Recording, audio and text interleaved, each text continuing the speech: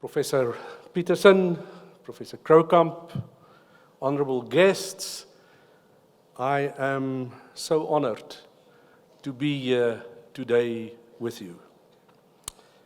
Professor Peterson, there is no doubt in my mind that there are a number of professors in the law faculty in the late 60s who are turning in their graves today if they see who is addressing this audience.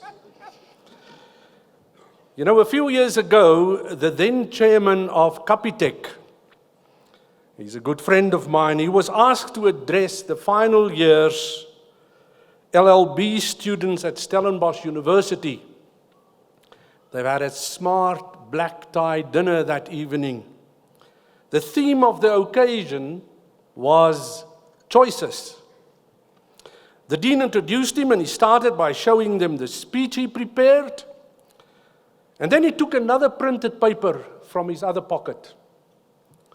And he said that on this paper are 3 jokes, the best he has ever heard. And he asked the students what they would prefer, that prepared speech or these 3 jokes. Now, you know, students, nearly all of them shouted and cheered for the joke paper. So he told them the jokes and they all laughed and enjoyed it. And when his last joke was read, he said, "Thank you." He walked to his chair and he sat down. This, of course, drew more laughs and cheering. After a while, the dean smiled and said to him, "Okay, you can continue with your speech." And he absolutely declined. He said their theme is choices. He said one must learn that when a choice is made, there will be certain consequences, and that there will be someone to take responsibility for the choice you make. I do not think that any one of those students forgot that lesson yet. Now, I was, of course, tempted to try this today. Having been known as the cheerleader at this university who loved his jokes. But then I remember that a Kovsie is much more responsible than those Stellenbosch University students, and they will never ever choose a joke above a speech.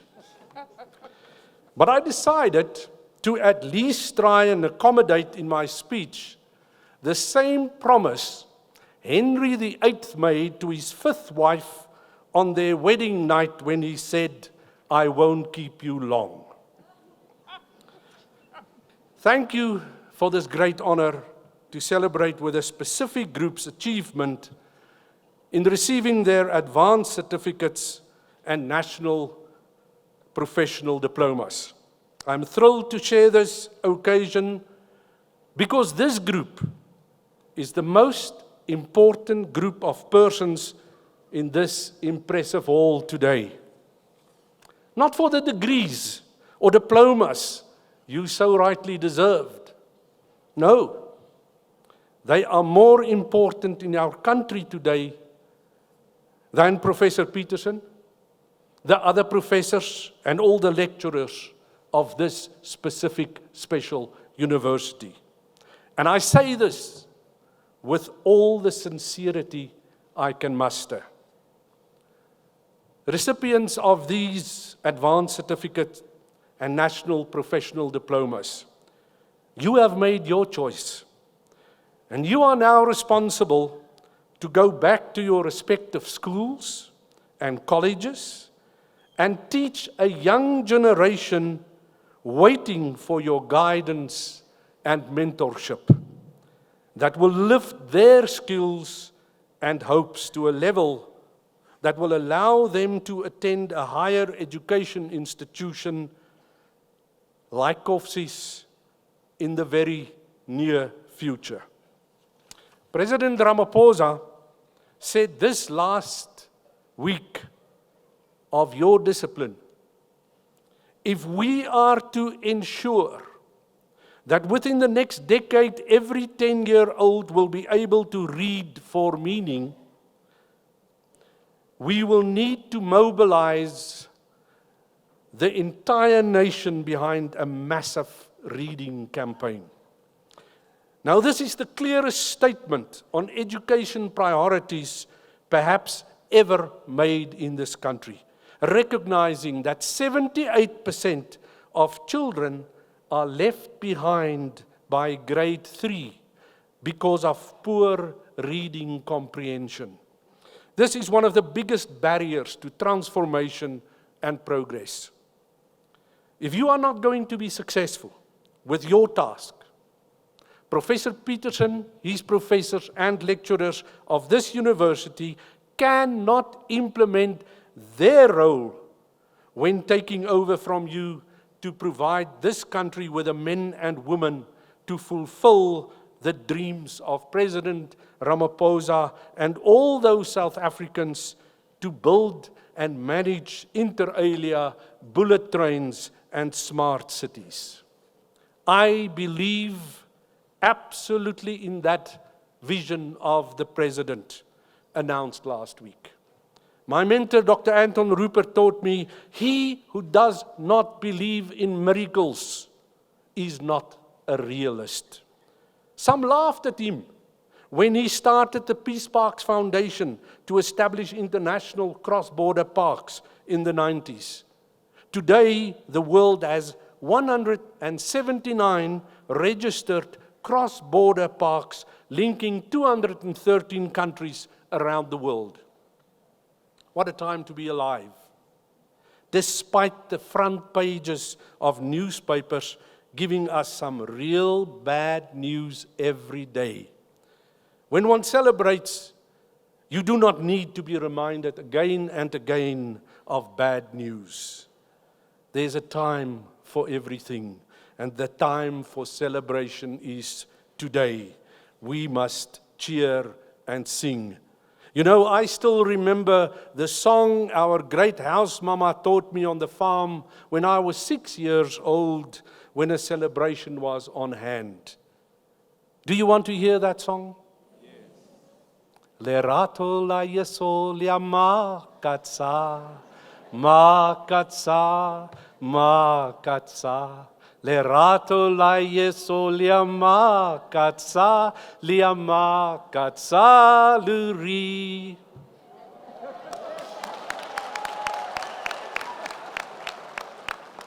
For those of you who forgot to attend your Sotho classes, it says briefly, the love of God is wonderful.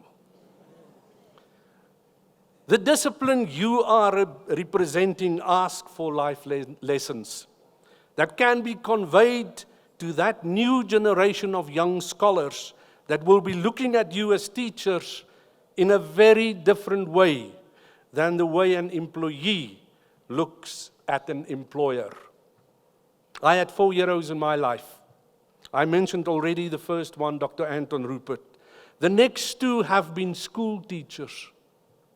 I've learned from them that success is the wolf in sheep's clothing.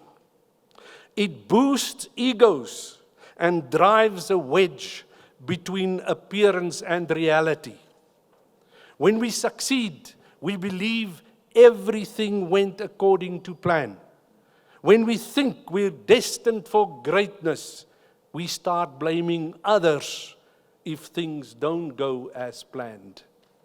As Bill Gates says, success is a lousy teacher because it seduces smart people in thinking they can't lose. The moment we think we've made it, it is that moment we stop learning and growing. Advise your scholars that when they are tempted to start basking in the glory of their success while admiring the scoreboard, they must stop and pause for a moment. They must ask, what went wrong with this success? What role did luck opportunity, and privilege played. My generation tend to forget too often the link between luck and privilege. Dr. Rupert was once asked whether it was one of his goals to become successful. And he answered, "I would rather be called a man of value than to be called a successful man. Because a successful man takes more than what he gives, and a man of value gives more than what he takes." Good teachers are men and women of value. They give much more than what they take.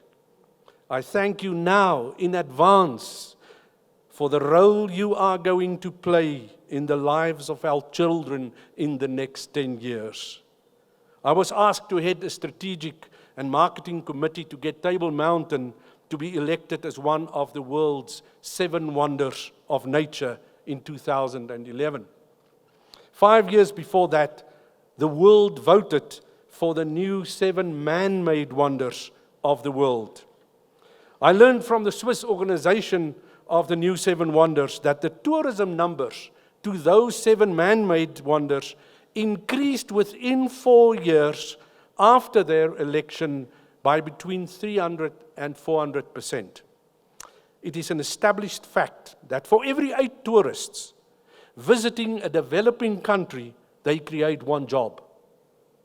That was enough of a reason for me to take up that challenge with Table Mountain.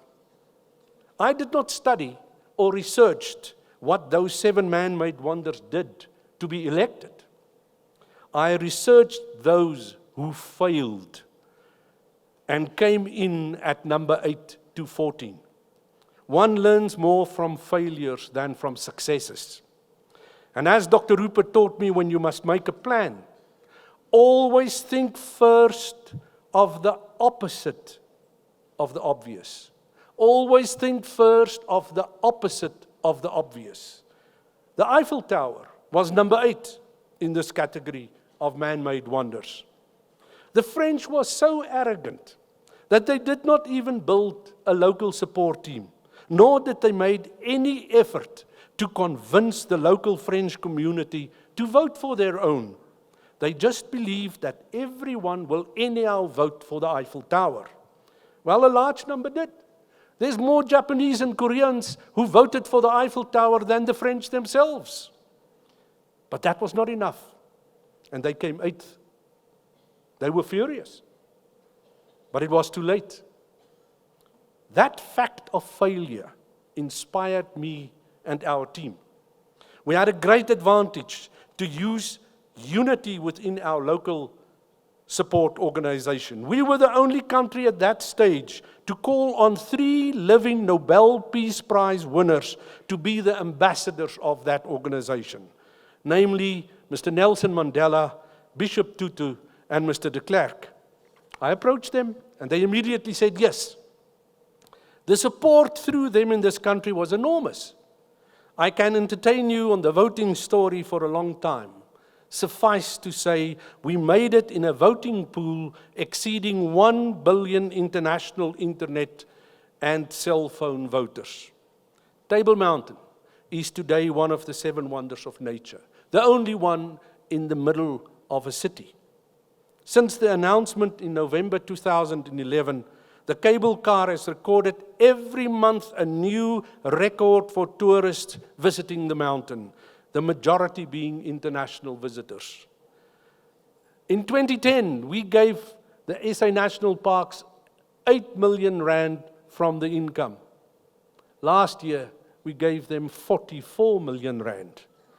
I can assure you that we are not so arrogant to say that out of the thousands of God-made nature wonders, we are indeed better or prettier than other God-made wonders. Fact is that one can only be chosen as Miss World if you are entering that competition.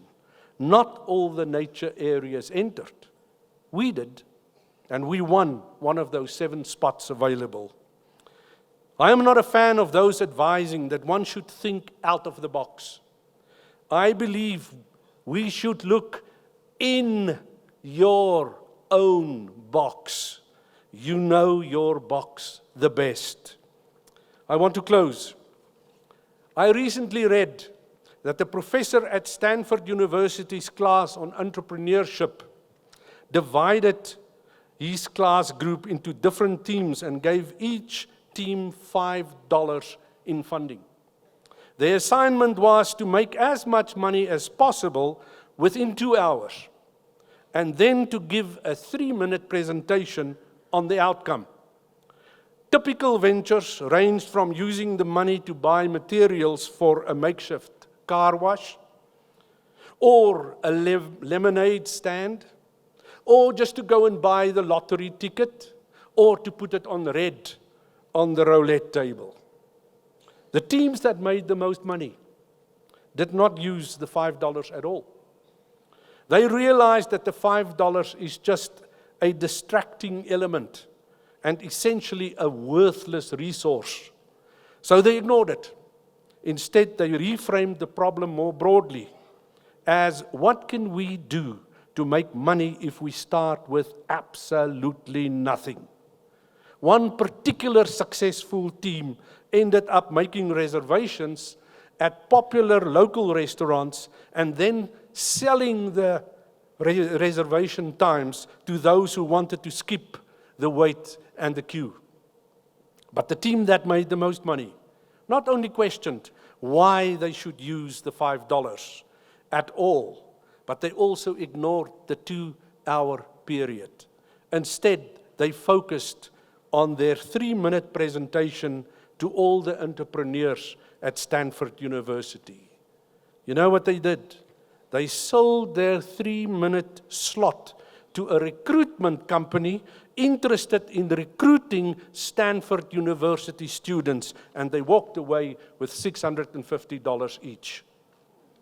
Dear recipients of these advanced certificates and national professional diplomas, ask your scholars, what is the $5 tactic in their life? How can they ignore it and find the 2-hour window? Or even better, how can you assist them to find the most valuable 3 minutes of their life? The fourth mentor in my life was my mother. When I left the house for university, she gave me this verse from the Bible. And it's the same wish that I offer to you when you leave this hall today. May there be peace within your walls, prosperity within your home. For the sake of the brothers and sisters, I say, peace be within you. Because of the house of the Lord our God, I pray that you will be blessed. Thank you.